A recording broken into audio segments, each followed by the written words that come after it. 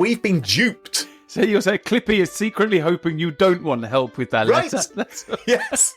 Yes, it's deliberately irritating. Fingers crossed. Fingers crossed. The AI fix the digital zoo. Smart machines, what will they do? Flies to Mars or bake a bad cake? World domination, a silly mistake. Bots with Hello, and welcome to the AI Fix, your weekly update on the weird and wonderful world of artificial intelligence. My name is Graham Cluley. And I'm Mark Stockley. Well, Mark, I want to share with you a theory, and it's a pretty controversial theory that I'm going to run past you today. I don't know if you're going to agree with it or not. I don't know if our listeners are going to agree with it or not. But fundamentally, it comes down to this. I think AI doesn't actually exist. Which begs the question, what made you think that you wanted to start a podcast about it?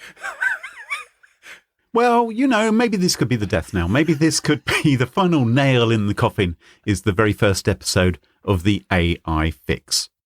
But let me explain to you why I think AI may not exist. Because I believe that the world might have been conned into believing that AI exists because there is an ulterior motive. I think that perhaps someone out there is thinking that we'd be so distracted from the inevitable demise of mankind through global warming and all the other horrible things which are just around the corner by worrying us about the overthrow of world order by laser-wielding robots instead. So I think effectively AI is a very convenient false flag to distract us from what's really going on. So you're Alex Jones, is what you're saying. Well, I'm doing a podcast with the AI Alex Jones. well, And you tell me this now.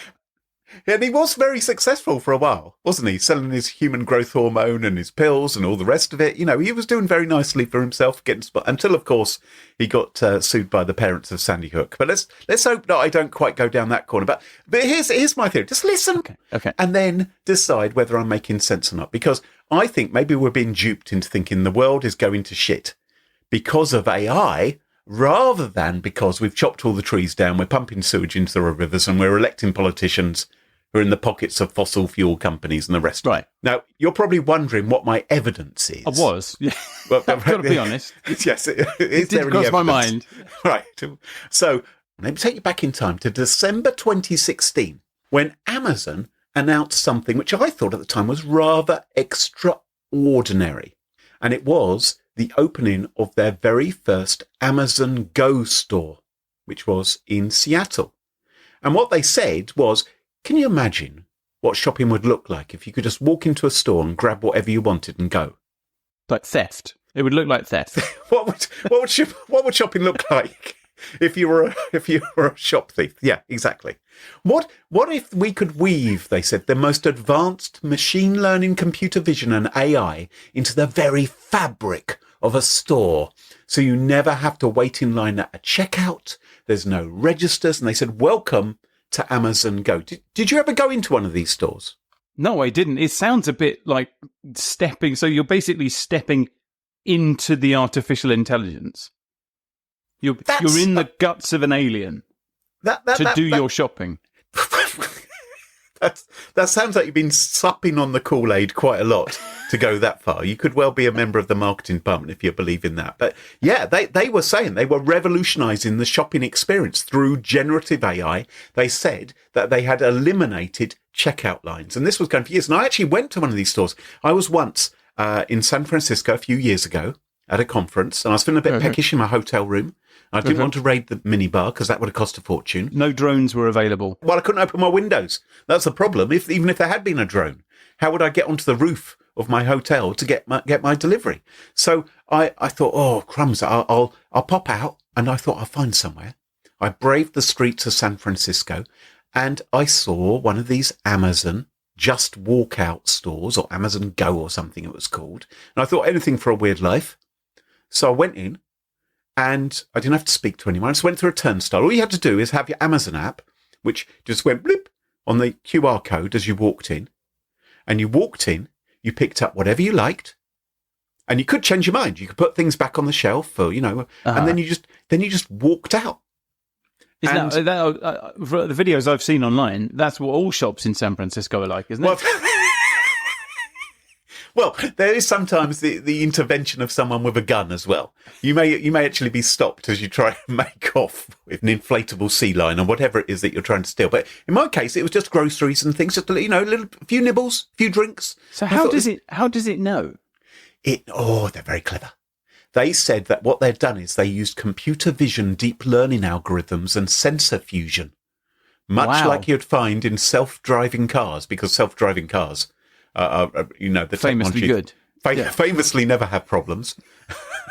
And so it was a car crash waiting to happen, perhaps. But yeah, they had all these cameras, and apparently they could work out what you'd picked up and what you'd left. Even if you tried to block it with your body, maybe there'd be a camera from another angle, or they'd work out what had changed when you stepped away.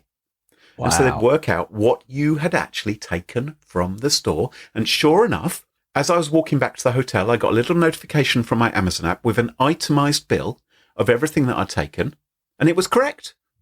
And it was seemingly amazing. Wow. Or so I thought.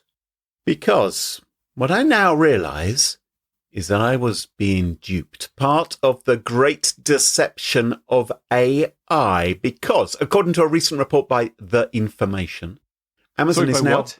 The Information. It's a website news outlet. I'm sure it's entirely reliable. Well, it's called The Information. There you are. And Amazon, apparently, is phasing out its Just Walk Out stores, and it's replacing them with a brand new technology. Can you imagine what this brand new technology is?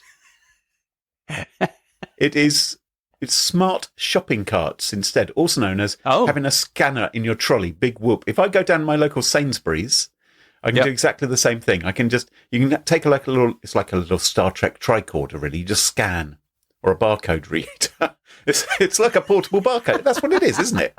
You just scan things and you shove them in your trolley, and at the end, you hand over your, I don't know, I've never actually done it, to be honest. I'll tell you what you do. You point the Star Trek phaser at the checkout thing. Yes. And you pull the trigger about 40 or 50 times as you try and hit the barcode. And then eventually you give it to somebody who works there, and then they get it first time. And then magically it knows what you've bought. So, big whoopee-doo, it doesn't sound that advanced to me. And it doesn't sound like there's very much AI in that. So, Amazon, having bragged about its revolutionisation of the shopping experience with AI and eliminating checkout lines, hasn't actually really done anything at all. And according to this report in The Information, the reality was that Amazon's stores, with all this really clever tech, was in fact powered by humans rather than algorithms. So humans were actually watching Amazon's customers doing their shopping. They employed more than 1,000 people who were gawping for hours on end at cameras and labelling footage of shoppers saying, he's picked up a tuna sandwich. Well, that sounds much more efficient than having just, a row of people at the end of the shop. Well, it turns out it is more efficient because these people, of course, they're not being hired in Seattle or San Francisco where they'd cost a lot of money. They're being hired in India where the wages are much cheaper. And Amazon's always said, look, we might need to have humans to verify some of the footage and help the machine learning. They said, we're thinking about 5% of the shopping interactions, we will need some human verification. But the reality has actually been more like 70%. Maybe the other 30%, they think, well, we just don't care if people walk out with a Toblerone when they didn't pay for it. I don't know. So they save themselves millions and millions of dollars not having to build reliable AI technology to do the surveillance of the shoppers, and by not having to recruit checkout staff in American cities, and instead have low-paid staff in the Far East. Well, it does sound much better if you say, come into my shop, it's the belly of an alien intelligence, than you're going to be spied on by people in India. Right. Who we're paying 3 pence every 4 weeks. Yeah. Now, I heard the other day about somewhere, I think it was like a takeaway in America or something. There was some sort of takeaway where you can go and get your what's it or whatever, and they have an iPad just leaned up on the counter there. And there's someone on a Zoom call who's basically the checkout person in another country. And they're pressing a button to release release the burger or whatever it is to you. So Amazon are not the only ones doing this. So here's my theory. So I started off by saying AI doesn't exist because now I'm thinking maybe all AI works this way. Maybe. So right, I've got right. Because I've got an Amazon Ring doorbell downstairs, and I'm thinking now, is there someone in the Philippines who's constantly watching the footage from my Amazon Ring, and if they see a human walking by, they flick a switch to make my doorbell ding-dong, or tell me there's the movement. Or my karaoke machine, right? I have a karaoke machine which tells me how well I am in tune with Tie Yellow Ribbon round the old oak tree, right? So you think there's some poor sod in the Philippines has to listen to you sing. Yes, I think there's a conference room full of judges who are hearing me and they're putting up their little scorecards. Why not? Easier than having AI, isn't it? And maybe there's just a normal computer program in there that just says, "No, Graham, you're out of tune." Well, it's possible. It's possible. Yeah, it's just hard coded. No, I often get very good results on that and chitty bang bang. I do all right. So the people, I think, who are doing the work of so-called artificial intelligence are actually just like, think of Amazon delivery drivers, right? They're working in horrendous conditions. They're peeing into bottles. They're living off saline drips because they're not allowed to leave their desks for more than 10 seconds every hour. I think that's what's happening. That's the sort of situation we have. We have people right now who are chained to their desks pretending to be AI just in case I dare to ask Clippy a question. And we've been duped. So you're saying Clippy is secretly hoping you don't want help with that letter? Right. Yes.